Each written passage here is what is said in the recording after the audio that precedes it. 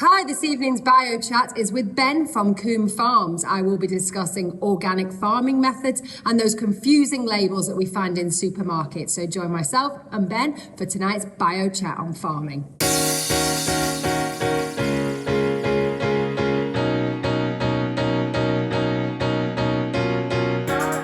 How are you? Yeah, I'm really good. Where are you? I like to know where people are when I'm interviewing them. Front room.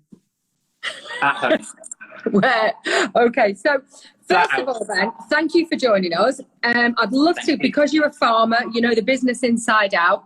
A lot of my followers, when I say go to Waitrose or Sainsbury's, it's always like, what are you buying, you know? So can I ask you, I've got a few questions here. If I can fire through these, and we'll probably go off on a tangent, but there's a few things I want to get straight, like labelling and that sort of thing and standards. So if you're okay with that, perfect. Right. So you are from Coombe Farms, and tell me, how did you get into that business? Because it's a tough old business, isn't it? It's a funny one. You've introduced me as a farmer, which is lovely of you to do, but I'm not a farmer. I'm not a farmer, I'm not a butcher, I'm not a chef, and yet I manage a business where I deal with all three things. I used to work in marketing and sales, in construction, and I hated it, if I'm perfectly honest with you. I woke up one morning despising the products that I was selling, and I've always been really into agriculture. I've really always been into food, and I met two guys that were the trustees of a trust called the A.H. Warren Trust, which owns Coombe Farm. Coombe Farm's made up of like 3 or 4 farms, 4 now directly that work, and I pitched them kind of Dragon's Den style, and I said to them, they've got a great product, they've got a great farm, they've been organic since the late 90s. Right. And I said to them, I'd like to come in and I'd like to help you set something up. They'd moved away as a farm from producing their own product, so they were producing on behalf of someone else. In fact, the someone else is Waitrose, and they're predominantly a dairy farm. And their milk still goes into the Waitrose milk pool. They were responsible for the milk pool for a long time, and now that milk pool has passed over to Arla, and they just contribute to that milk pool. But they had sheep on the farm, and they had beef animals, which are obviously born of milking heifers on the farm, and they weren't realising the kind of what's the right way to say it? I guess if we talk, and I'd like to talk plainly with you, if you're cool with that throughout this whole thing. Yeah. They weren't realising the margin in the product because it was just another product rather than a Coombe Farm organic product. And what's amazing about Coombe Farm, and I'm really good about the product, the business that I've now created with them, which is Coombe Farm Organic, which is an online business where you can go onto the website, you can choose the products you like, stick them in your basket, check out, and we send it direct to consumer. So we're no longer working with supermarkets on anything other than dairy. But would I be right in thinking that cuts out, obviously, the middleman prices, like the huge rates that supermarkets have to pay and the shelf space, which of course you have to pay a premium for? Absolutely, and it also it puts us in quite a unique position from a supply chain point of view. Animal is born at Coombe Farm, animal is reared at Coombe Farm, animal is taken 7 miles away from Coombe Farm to be slaughtered at a local abattoir. I'm very happy to be totally open and honest about things like slaughter and other things like that. I think it's really important people know where their food comes from. Yeah. Animal is brought back to Coombe Farm, butchered at Coombe Farm, sent from Coombe Farm, cooked and put on your plate. That's the entire life cycle of an animal from our farm. And that is a really unique thing. Most farms will take an animal, rear it, it will go, so it will be sold to an abattoir or a wholesaler, who will then send it to a butcher, who might send it to a shop, who might then, send it to another place. It does happen. It can go from shop to shop, and then it will end up going to the consumer and then get cooked. So would I be right in thinking it would then be a less fresher meat, and therefore would nutritionally have depleted, I guess, over the hours that it's in transit. Well, one of the decisions we took when we were putting this business together was to freeze our product. So at my place, we have the animal back from the abattoir. We hang it for the appropriate length of time, so that can change species by species. Beef, we're like 21 to 28 days. Lambs are about 7 days. Pigs, kind of 5 to 7 days. And chickens the same day. As soon as those animals are butchered, they're packed, vac packed, and frozen, same day. And what then happens from that point of view is it's always day one. If you think about even other online meat businesses, I really don't want to go down the line of criticising people. No, but I mean, listen. This is just an open chat between people. Well, I'll tell you why. It's clarity. We all have the choice of where to buy everything. It's nice to know someone in the business who can share it, because I am sick up to here with marketing BS and, you know, being persuaded by marketing, really, you know. Well, let me tell you, the two reasons we chose to go down the freezing route was, first one, waste. We hate waste. I hate waste.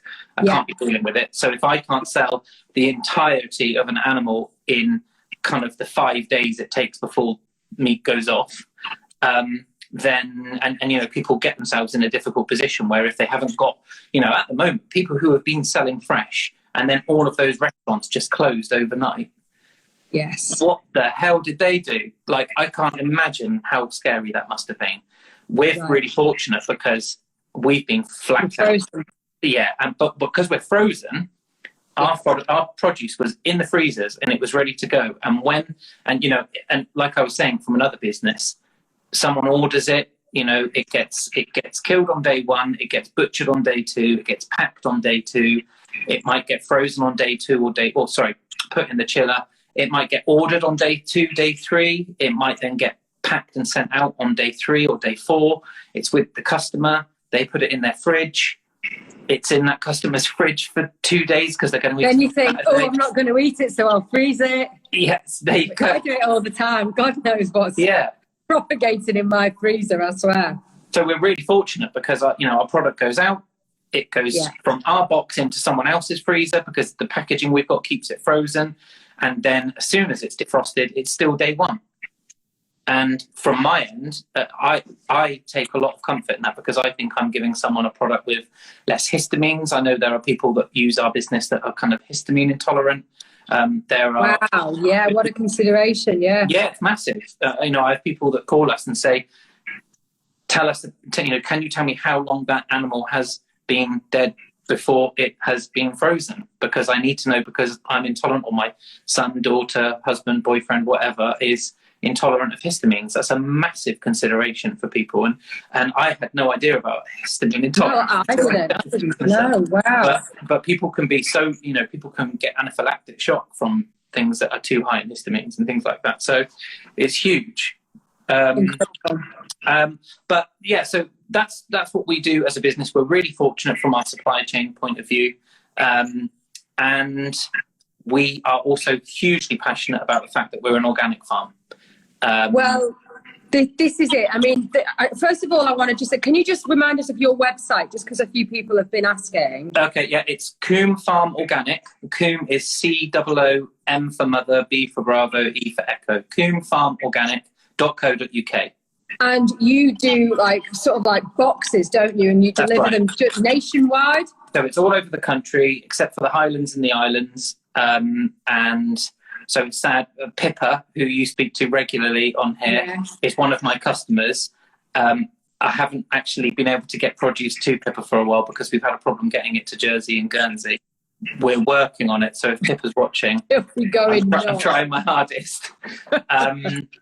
And it's not a box like a Riverford box of vegetables that you kind of you get given the set product. Whatever, yeah. You choose what you like. As you would in a supermarket. 100%. And we do nose to tail. So it's really interesting, a conventional versus an organic business. You wouldn't believe the most popular products on our website. They're so they're so unbelievable. I always, go on. Well, I always thought we would sell steak and we would sell. Yeah, for sure. Yeah, well, marrow bones, stock bones, pork trotters, chicken liver, pork liver, lamb hearts. Seriously, I need to upgrade because I mean I was gonna come on to nose to tail actually, but you kind of gone ahead because obviously wasting. I mean, I think it's only late in the 20th century did we all become low fat, and because of that low fat mania, which we now know to be very detrimental to our health, we all just started eating very, very lean muscle. And we stopped eating offal because of all the mad cow disease and all the propaganda that went around about that.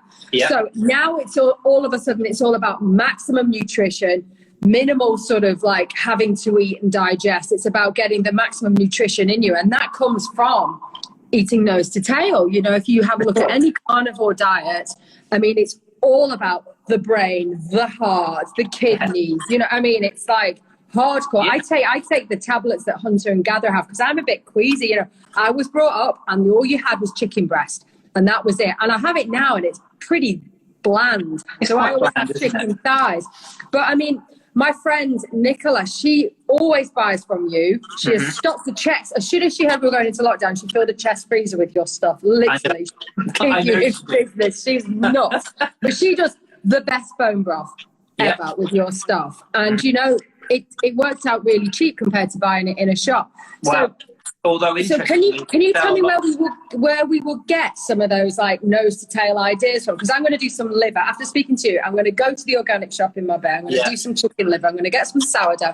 I'm going to get it down my neck and really build some nutrition. So people really do wonder, like, you know, what on earth do I do with chicken liver? If I have this conversation with them, we've got like a whole load of advocate customers, like your friend, like yourself, like, you know, people who have really focused on nutrition and thought, what am I going to do? And they know. So we've got a lot of bone broth makers, you know, a whole load of people who buy the stock bones. And I'm talking like we'll sell 500 packs of stock bones fortnight. Like it's mega. And we know that they're all producing bone broth with it at home, which is amazing, or chicken carcasses or duck carcasses or lamb bones or goat bones. I've got chicken's feet in my freezer back in London for my birthday from Nicola. Load of chicken's feet. I keep looking at them every time I open going, oh my God. Just boil them. I mean, it makes the best bone broth ever. It's full of collagen. Absolutely full of collagen. Yeah, I don't. I'm so tired. Good recipes. You know, you can Google any of these cuts that we have, and some Bright Spark somewhere. And actually, some of the more mainstream chefs are focusing on some of these products at the moment. If you know Gizzy Erskine, yes, she's bringing a whole book out on this soon. So, like, you know, agriculture, kind of regenerative agriculture, and the food that comes from it. Eating nose to tail, eating in kind of harmony with, you know, how a holistic farm works. I know you and I are probably going to talk a little bit more about this in a moment, but these things are really cool. And, you know, you can create amazing food. I invited you and your fella to an evening, back when we used to be able to go out to restaurants. Yeah, we had the most incredible evening. We were in East London, weren't we? Yeah. And we had all sorts of weird, I mean, I put it on Instagram, all sorts of weird and wonderful ingredients, and it's the best food I've ever had. Amazing. Probably because I was inquisitive anyway. Exactly. But, I mean, like all sorts of like livers and hearts and things that just get chucked away, and it's high nutrition and it's wasteful, isn't it? Listen, and you can make money from it. The animal's not died for nothing. Also, I mean, it's going back to tradition, really, and it's how we've eaten for a millennia, really. Exactly. And I think marketing has got in the way of tradition. A bit. And actually, another reason to go towards organic farming as well, Davinia, is, you know, we spoke about chicken breasts, and chicken breasts can be a bit bland.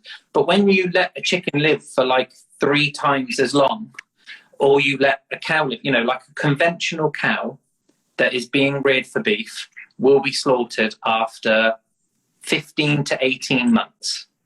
Right. An organic cow will be slaughtered on average 25 to 28 months. Okay. And the only reason they don't go beyond 30 months, which is over 30 months OTM, the reason a cow rarely goes over 30 months is because when you slaughter a cow over that age, you have to remove the spinal column of the cow, and that is a hangover of the BSE, mad cow disease scare and issue that happened in the early 90s. So when you remove that spinal column in an animal that's a little bit older, you know that section where the BSE, or I can't remember the acronym for what it turned into, but that you're removing any risk. Any risk, so okay. There's no risk anyway anymore, because the way that, you know, animals, it's now illegal for animals to consume any food which might contain any of their own species. CJD, that was it. I remember that from the 90s. Can you tell me what your animals eat? Because I'm really interested in the fact that we are what our animals eat.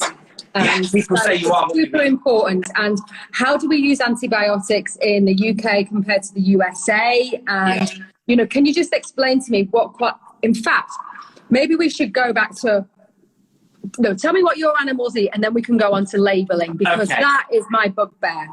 We live in the United Kingdom, or at least I do. And the United Kingdom is a really, really great place for growing grass. And so this is why I have a real problem with, gosh, we're getting into it already, aren't we? The cowspiracy, the vegan line. Now, I'm going to put it out there early doors. I am pro-vegan. I am pro-plant-based. I believe that the whole world should eat probably 3, 4, 5 times more plant-based food than they do currently. And that really good, organically farmed, high welfare meat should become a part of your diet on a much less regular basis. That is absolutely my belief. So as a guy said... Basically how it used to be when meat 100%. was a treat.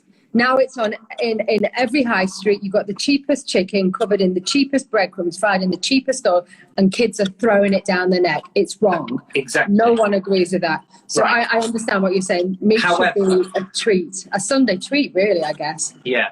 But go on, sorry. Remind me of the question. What do your animals eat? Animals eat, right. They eat grass, okay? So when there is this big discussion about the fact that, you know, beef animals are like the scourge of the world, and that they're going to, you know, bring down the climate crisis, it's going to be cow-led. You know, it's not actually true. And certainly not for British cows. Right. So UK is best in class, and you know, UK, New Zealand, Australia. These countries farm responsibly. I've got a really good stat for you. There are 280 million cows in the world that produce milk. If they were all farmed the way that the UK farm their cows, you would only need 76 million cows to produce the same amount of milk. So that's less than like 3/4 almost. Exactly. That's exactly it. And it's because they're not farmed responsibly. They're fed things that aren't in their natural diet in other countries. And I hate to be kind of damning of other countries. No. It's you know, it's our planet. We can say what we like. Well, what really upsets me is that they produced a film for Netflix which spoke about farming, cow farming, and what they failed to say is, by the way, we've just given you a pinpoint of farming beef in one country. And so, you know, it's a really, really, it's a difficult conversation to have, the whole vegan thing, because, you know, there are other angles to it, but from a food lot, from a climate side of it, for me that argument doesn't stack up. Well, I mean, it can't do, because I mean, I think. Oh, hang on. Hello. Here come the puppies. Because obviously, I run a tight ship. So, I mean, the global warming situation seems to have calmed down since the pollution's gone down, but obviously we've still got the same number of cows on the planet. So that doesn't exactly kind of add up, you know? Well, but I understand why animal rights... Stop it, guys, please. Oh, they're having a mad half hour. Why animal rights activists would go crazy about industrial farming. I understand that. I understand that. And I don't agree with that at all. There's also, like, you know, there's a thing about the climate. No worries. There's also a thing about climate change. We will come back in a minute, by the way, to what the animals eat. we're jumping all over here, but it's a huge topic. Like, you and I could probably have 3 or 4 conversations on this. Easy. The other climate thing that there is to talk about as well is the fact that methane, which is the kind of the output of beef animals or milk or dairy animals, you know, cows, that is so heavily criticised, as a greenhouse gas, goes into the atmosphere, and after about 8 years as a greenhouse gas, it breaks down and it is rained back down onto the planet. CO2 is emitted into the atmosphere, and it will be there for decades and decades and decades. So the difference, you know, when you're different gas altogether. When you're targeting a part of society or part of the one of the producers of, and I'm absolutely like, we do produce in agriculture a lot of greenhouse gases, like 10% of the greenhouse gases that are produced from the UK are produced within agriculture. But people have got to be fed, right? Like, people have got to eat. And if you look at other products, you know, so you look at soy,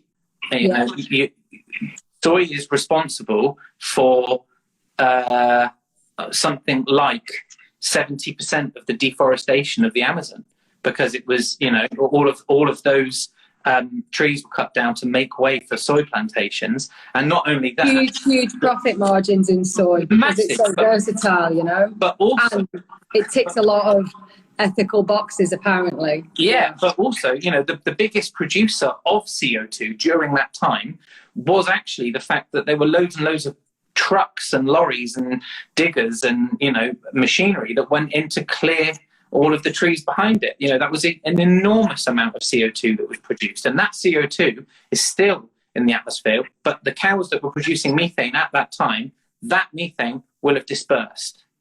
So if we're talking about problems, I don't think methane coming from cows is the right thing to be picking on. Anyway, the cows eat also because I assume your animals are grass-fed, grass-finished as much as possible, weather depending. Absolutely. I suppose they would be grazing on grass and then obviously going to the toilet on the grass. Right. Thus improving the quality of the soil and therefore absorbing more CO2. That's the cycle. That's regenerative farming that we're all trying to get back to. If you were to say tomorrow, right, take every cow and send it into space, because we're not going to keep cows anymore. Would be hilarious to see, but yeah.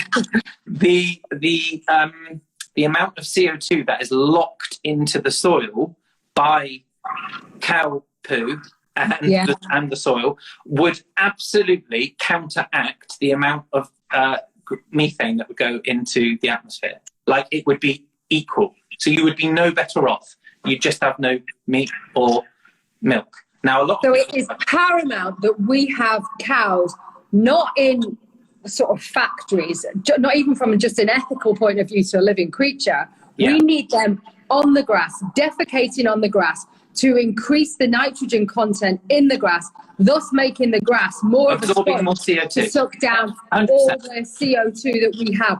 That's the cycle. That's regenerative, and that's why we pay more money for organic meat, because per square foot is trickier to farm, I guess. 0.66 acres per cow. There you are. That's the organic standard. 0.6 acres per cow, which is 3 times more than a non-organic cow in terms of space that a cow is allowed to graze over. Sorry. So more space. And then when you're talking about grass as well, you're talking about grass that hasn't been covered in pesticides. Do you know that? Right. Do you know there are pesticides are not a part of an organic system whatsoever. Okay. There are something like 300 pesticides that are legally allowed to be used in conventional farming that you can find on apples, that you can find in, and like there is I can't remember the name of the chemical. I'm going to remember it. Doesn't matter. When we edit it, we'll pop it in. Don't worry. Glyphosate.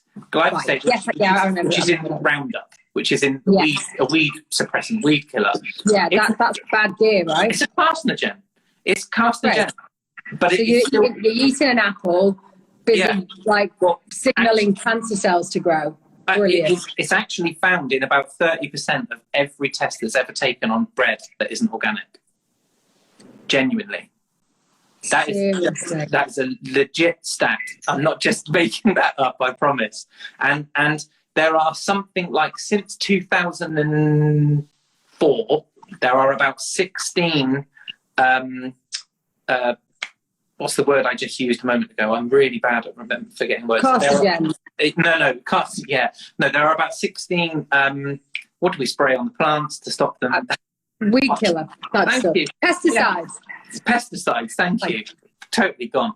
There are about 16 pesticides that have been banned from use in the UK because they are now known carcinogens. They have promoted the growth of cancerous cells in human bodies. And that's it. If they kill something, they're going to do something to us by consuming it. Exactly. And you can't just rid the grass of it. So not only are you getting, in an organic system, are you getting cows or sheep? Sheep are grass-fed all the way through. But not only are you getting them to consume and to, poo back onto the soil and to create that system, but also, when you do it in an organic system and you don't use pesticides, you're creating a much safer product and a much safer community, actually. And, there's an amazing... Of course, because it's going to go into the water system, and then that's going to go... Yeah. It just gets absorbed. You talk about microbiome, it gets absorbed by people. There are farmers who have got arms like tree trunks who, live and work the land, who would be surrounded by these pesticides for a period of time, and then they would go home and collapse. And their family would say, "What's wrong with you?" And they would be taken away from that area for a while, and then they would be fine again. And these pesticides were literally surrounding these people because they were so, engulfed in them. And in an organic system, it's pesticide free, and then so there's one thing to talk about the medicine that you're giving the land. There's also the medicine that conventional systems give animals. In an organic system, you are not allowed to preventative medicate an animal. So something like 79% of all the medicines used in agriculture are used in the preventative medicating of poultry and pork. So this is not to stop them being ill, it's to stop them getting ill just in case they get ill. And the only reason they would get ill is, we all know, is because they're closed together in a and they can't get sunlight, they can't eat naturally. Of course they're going to end up ill. That's exactly what happens to us. We get diabetes, we get acne, we get everything if we don't look after ourselves. So it's exactly the same for them. It's fascinating. So what I'd love you to give me some clarity on, particularly because, so many of us live in central London and we can't get to farms. We can order your stuff, which is great to know it's nationwide. But when we are in said supermarket, what signs are we looking for? Because there's so much confusion over free range and these nice pretty pictures of hens and sheep and beef, cows walking around fields.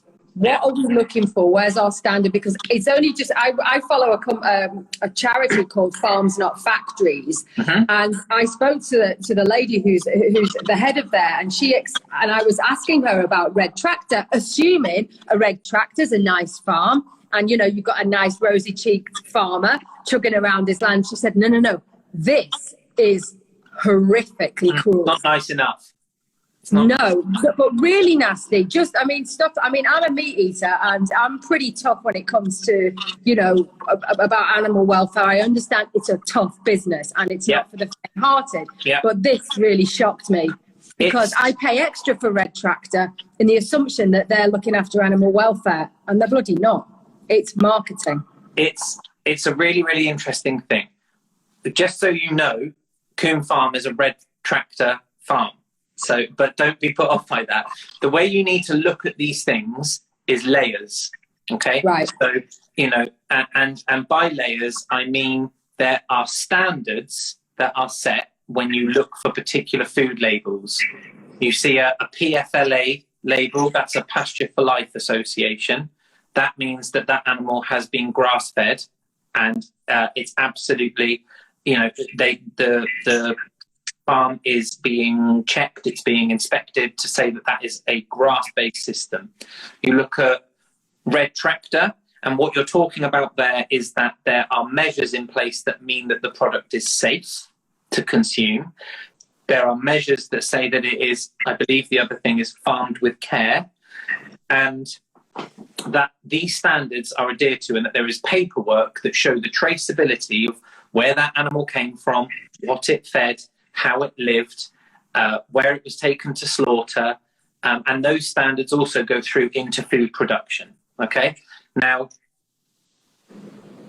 the Red Tractor standard is a standard, and it's a standard that means that produce is safe to eat and that it has been farmed according to a number of standards. So I'm not going to sit here and criticize. But it's not saying that this is reared on a nice, lovely farm in Devon. What it comes down to, Davinia, what are your standards as a consumer?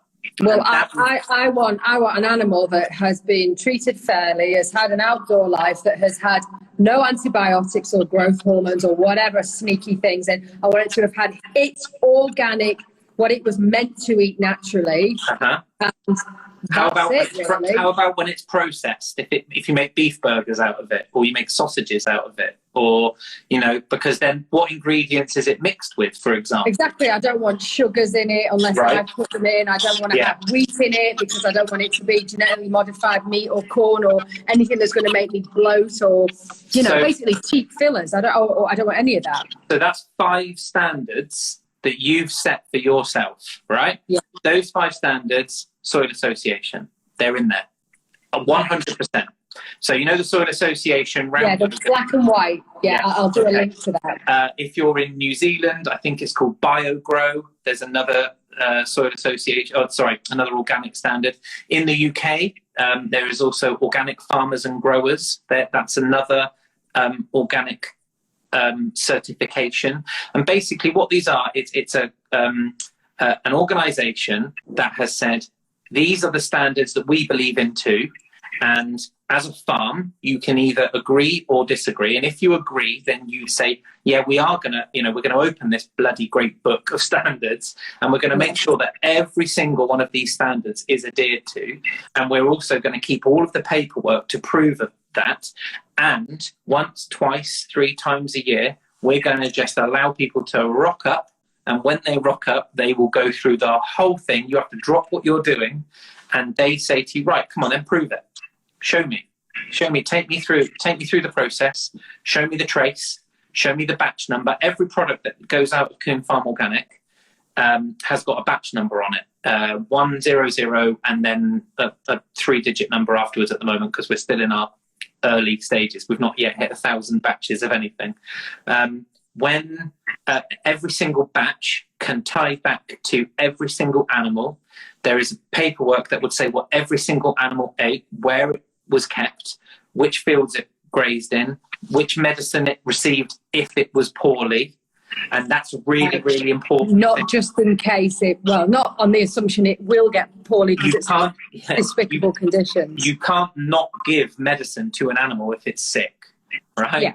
But what you do is you work with your vet and you work with the Soil Association to say what's the best medicine for this animal and how long does it then need to be removed from the food chain. So like from a milking point of view, if a cow gets mastitis and you treat mastitis, that conventional cow can be back on the milking parlour in, 72 hours.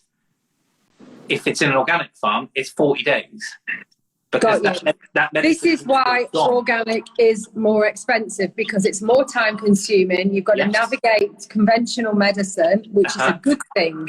Yes. Because obviously people are like, yeah, but it's just the same. It's just the same. It's not. It's like having two cars that look exactly the same, one with a Ferrari engine and one with like my mini Metro. You know, it's just, you've got to lift up the bonnet and see really what has gone into it, to make that. But I like the way we've had this conversation because you've said what your standards are.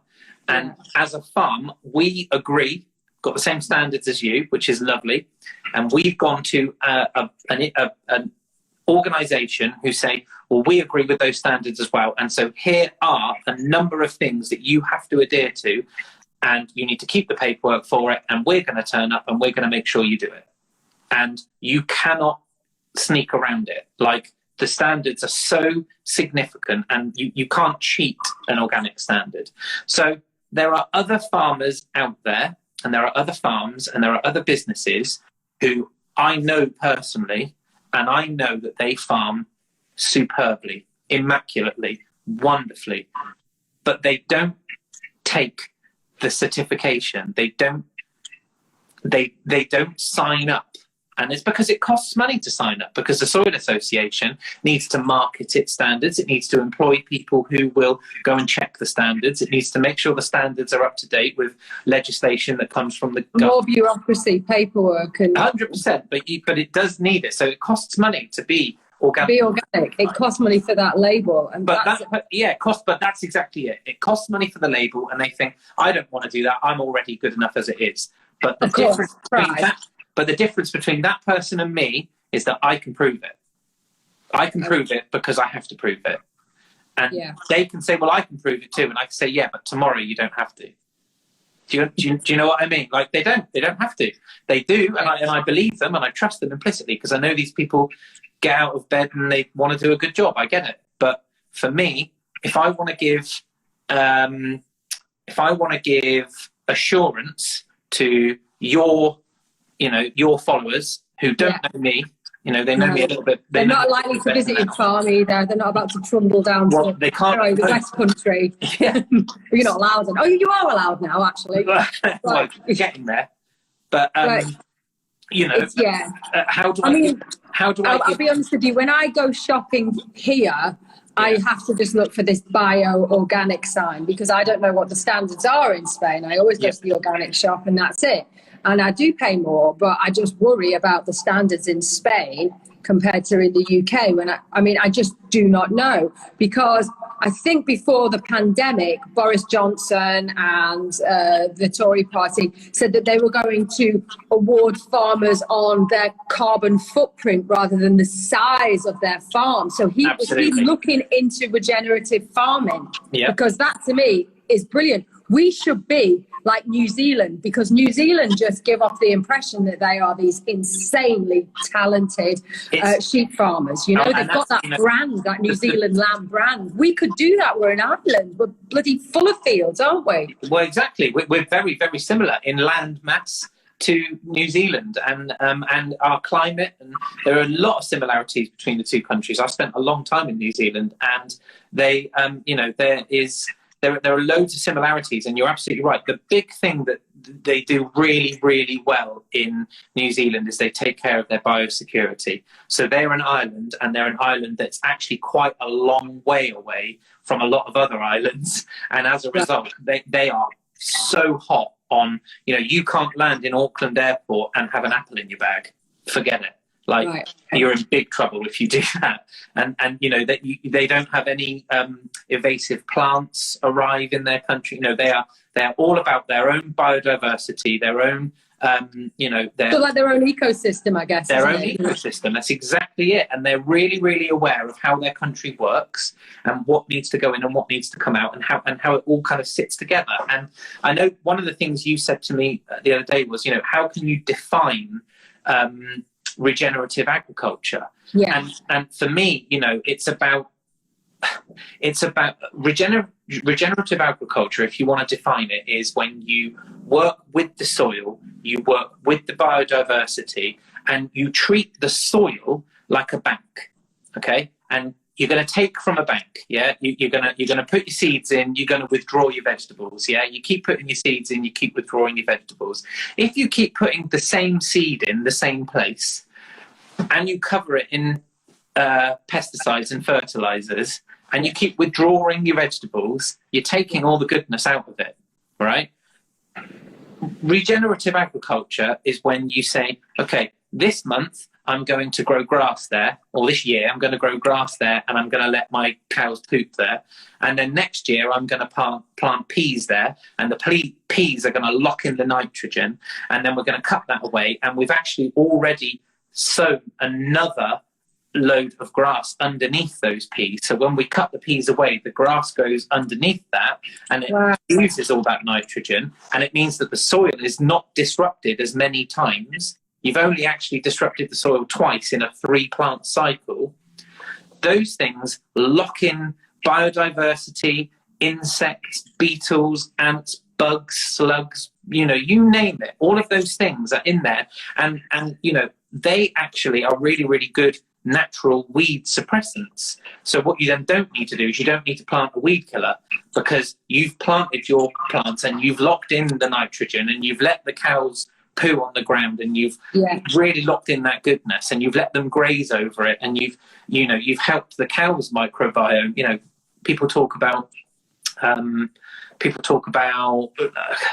back to the vegan argument about the fact that you have to take a calf away from a cow, because the cow then goes on to become a milking machine. Well, actually, the first thing that happens in these systems is the calf is with the mum, and the calf has to take the colostrum from the mum, and that colostrum that the calf takes. If you think our microbiome is sensitive, if you think our gut health sensitive, a calf in the first 6 hours of its life has to take 3 litres of colostrum from its mum, or it's 50-50 genuine statistic whether that calf will survive the night.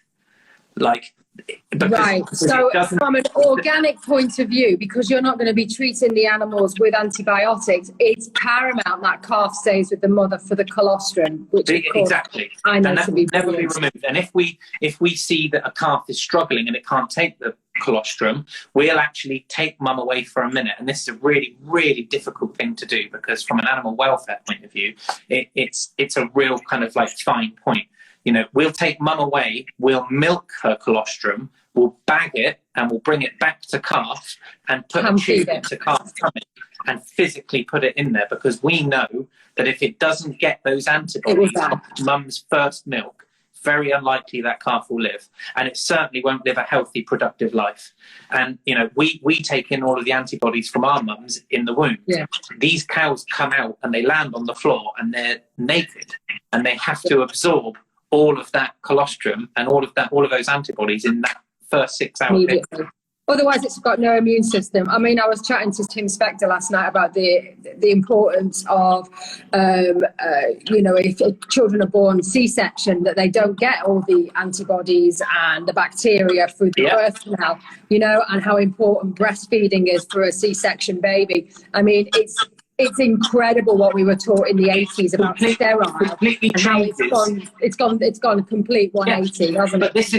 But this is present within the food you eat. This isn't just present for you as a human. This is, people say you are what you eat.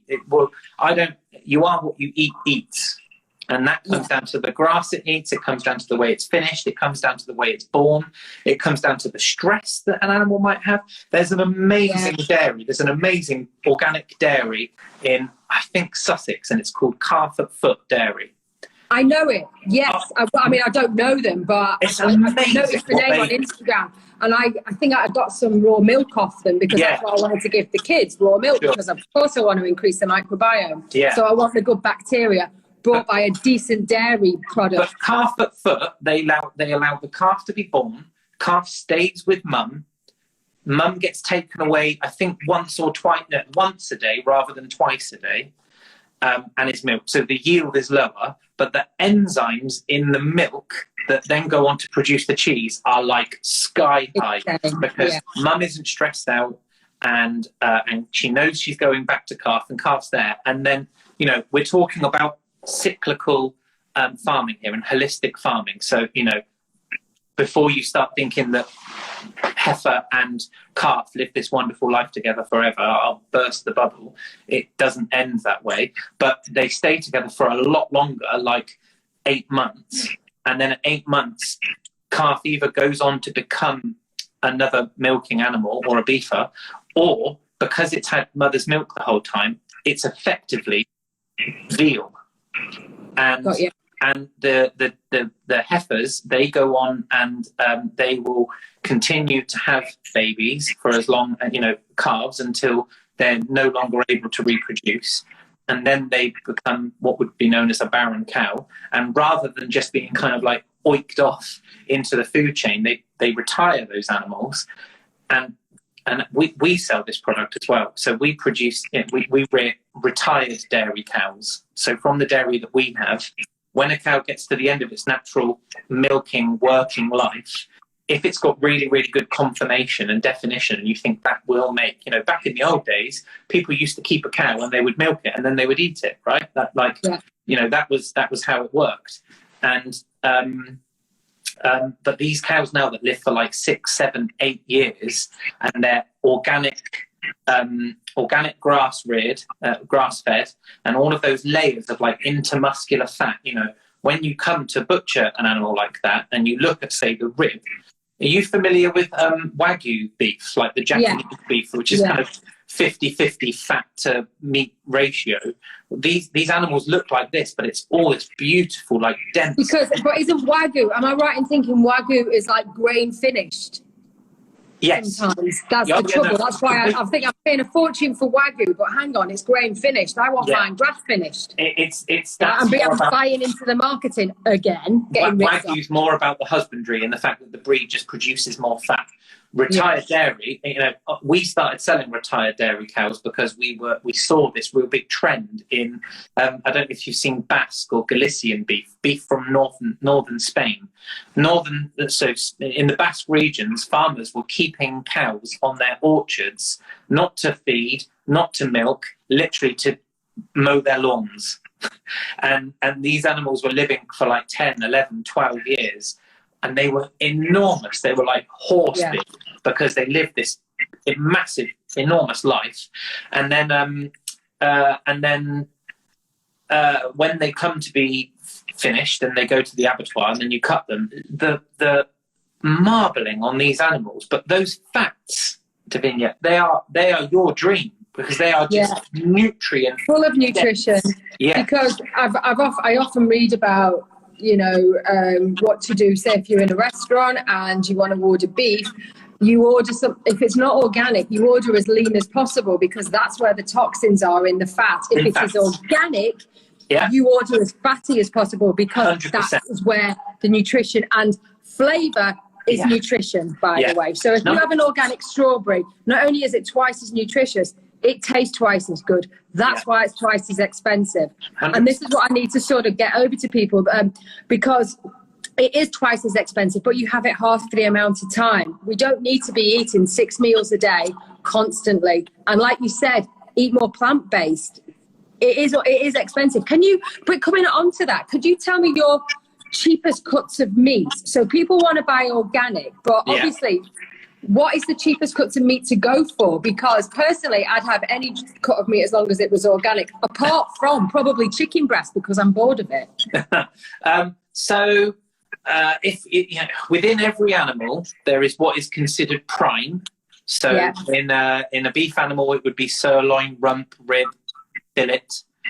In a lamb, it would be loin. So that's where you get your loin chops. Yeah. In a pig, it would also be the loin, which is where you get your back bacon or your pork chops. But then also the belly in a pig is really nice. Yeah, belly joints are beautiful, and they've obviously got the streaky bacon and the belly joints and the belly slices that come from that. Within a lamb, you know, people prize the lamb leg and the lamb loin, but you've got things like the lamb shanks, you know, relatively cheap cut. And now you just roast that in the oven for ages, don't you? Get it like braise it, you know, like drop it in a really nice like berry sauce or red wine or a gravy or, you know, things like that, and cook them for a long time and braise them and slow cook them. They fall apart, you know. And of course, if it's on the bone, it generally tastes better anyway when you cook it. And of course, you can use the bone for bone broth. So it's like I always use my meat twice, because no matter what, I always buy on the bone, because I'm always going to use those bones in a bone broth, and I'll drink that throughout the week. Little tip for you as well: beef mince from a beef animal is basically the trim that comes from lots and lots of different cuts. So, you know, particularly in my business where I am really, really kind of rigorous about the standard that we cut to. So I'm like, you know, a sirloin steak is going to be 225 grams, and you need to get it. My butchers know, and they're brilliant. You know, they get it right on the money, and they work their way through it. And then when they get to the end of that primal, that piece, the sirloin, you know, there might be a few bits and pieces left. Or they go into the trim bowl, and you know, you go through, you get the brisket, you make the joints, you've got bits for the trim bowl, you've got the rib, you've got, you know, the shin, and all of these bits at the end. You know, there's a lot of really, really delicious, nutrient-rich fat in that bowl, which then goes through as mince. I'm currently selling 250 grams of mince on my website for £2.95.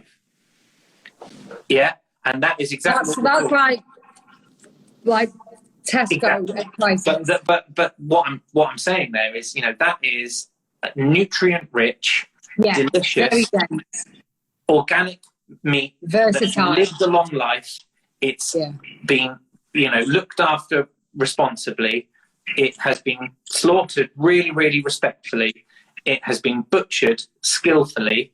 It's then been frozen on day one, and I can have it to you on day two, and it's $2.95 for 225 grams. And that's what we're trying to do. We're trying to kind of make that supply chain as simple as possible and give these kind of tips out. And I don't, you know, we have this thing, we call it in the industry, it's carcass balancing. And carcass balancing is, you know, I can sell ribeye steaks till the cows come home, right? But for every 30 ribeye steaks we cut, I have 60 kilos of beef mince. So it takes a lot longer to sell the beef mince. So we make it so that we get, you know, we get the money out of the prime, and we sell the trim at a realistic price, so that we you know, are able to balance the carcass and bring the next animals through responsibly, and not have like a mountain of mince building up, you know, that might go to waste while we're pushing the ribeye steaks. You know, we're trying to do everything in harmony so that it all works, and we get to the end of the week, we get to the end of the month, and we've got a real balance of, you know, what we've sold, who we've sold it to, and we're trying to be as accessible as possible. I mean, that to me seems like a no-brainer. My God, I wish you know, it's the whole idea that the UK is hugely wasteful, and you've just like, you've said it, when obviously when this lockdown happened, all these restaurants with all this surplus food, and their suppliers must have just like lost their shit, really. You know? I mean, there are some really, really frightening things that are going to come out of the pandemic and the panic buying that ensued, and then how people are purchasing. The purchasing habits of the country have completely changed, and so instead of you know, all of that prime that I was talking to you about that would have gone into the restaurants, so the sirloin steaks, the ribeye steaks, the rump steaks, the fillet steaks, you know, as much as people I'm sure are trying to eat well at home, It's very, very difficult if you're feeding a family of 5, if you want to feed them fillet steaks. Like, it's not happening. You're buying a load of mince and you're making a really nice lasagna, or you're making a really nice stew. What's actually happening is, because these wholesalers of the meat are having to eventually move more and more of that prime meat into the trim, because the demand for trim from the supermarkets has gone through the sky. They're realizing less of the money that carcass would have been worth beforehand, and therefore they're going to end up turning around to the farmers and saying, we're not making as much money out of this as we used to. Cut your prices again. Cut your prices again. And then the whole industrial nasty farming gets another, well, of course. It'll go one of 2 ways. It'll either go, people farm and their standards drop, or people will just say, do you know what, there aren't as many animals available, and there might be a shortage, genuinely. And that's why, as a business at our end, we feel really, really fortunate, because like I was telling you at the beginning of this chat, we're responsible for that animal for the entire life cycle. So we've got our own supply chain nailed. But other people, like farmers who are out there, who are like, you know, I depend on growing these animals and selling them to a wholesaler, and the wholesaler's now telling me that my animal isn't worth what it's cost me to rear. What am I supposed to do? And these are real concerns that are going on in the world right now. Can you give my followers a special offer, please? I can. DT10P. Yeah, guys. So if you go to Coombe Farm, Organic. you will see Coombe Farm Organic, and put in the code DT10P. You're going to get 10% off. For the next Ben, week. I could talk to you all night. I know, me too. Please stay in touch with me. I am devastated I can't get your stuff over here. I'm going to have to go and risk it and see what I can get in the bio-organic shop, which I'm no doubt being ripped off at. Unfortunately, it's UK only. Yeah. Of course. Well, listen, good luck. Thanks again. You're so informative, and it's great to see someone so passionate about their business. Thanks. Take care, my friend. Soon. Bye, guys. Bye.